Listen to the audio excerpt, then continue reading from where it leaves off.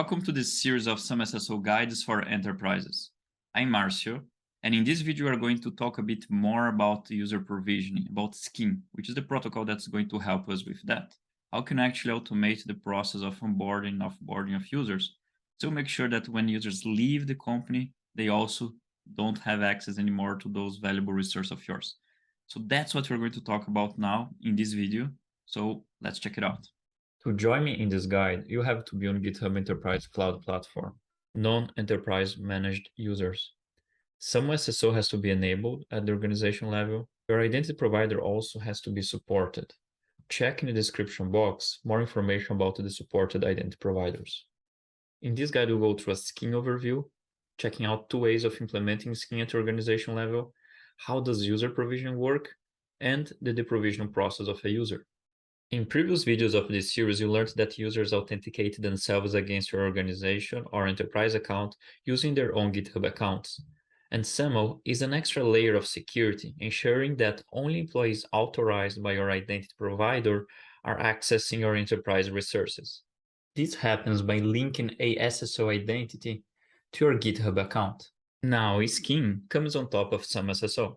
It's going to leverage these SSO identities created to automate the user provisioning process. SCIM actually automates the onboarding process by guaranteeing that users are added and removed from an organization at the right time. And there are 2 ways to make SCIM work. Using the GitHub SCIM built-in feature, which is implemented for a set of identity providers, or through the REST API integration. In this guide, the demos will focus on the native integration. I'm going to be using Azure AD. However, SCIM operates in the same fashion using the API. If you want to know more, check in the video description below for the API documentation. So let's take a look at how does a SCIM setup look like and what is the user provisioning process. We need to first ensure that SAML SSO is in place. In the process of configuring it, a GitHub Enterprise Cloud application is going to be installed in our identity provider. Once SAML and SCIM are configured, users can be provisioned by being added to the application. This event will send an invitation for them to join your GitHub organization. The user then will have the choice to join it by either creating a new GitHub account or logging in with an existing GitHub account. Once this process is completed, the user will be part of your organization. Alright, so now let's check it out how it works on a hands-on demo. Before I start this demo, I want to let you know that my organization has already SAML SSO configured. And during this process of setting up SAML SSO and SCIM, I have an enterprise application that has been installed.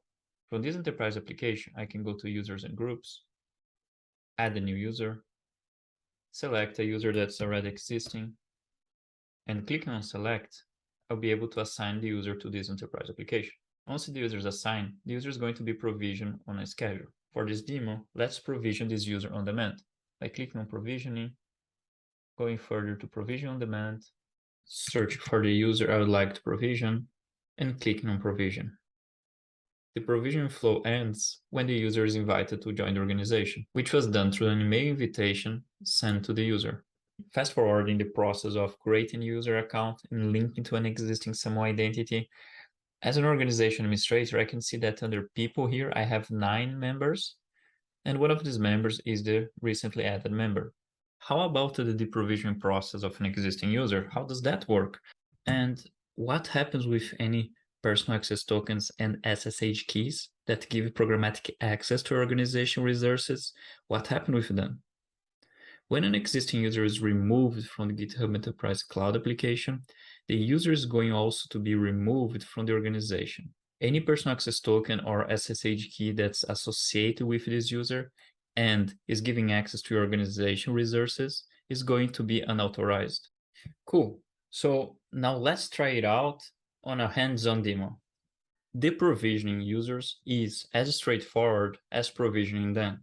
I have to go to my users and groups, select the user I'd like to remove, and remove this user from the assigned application.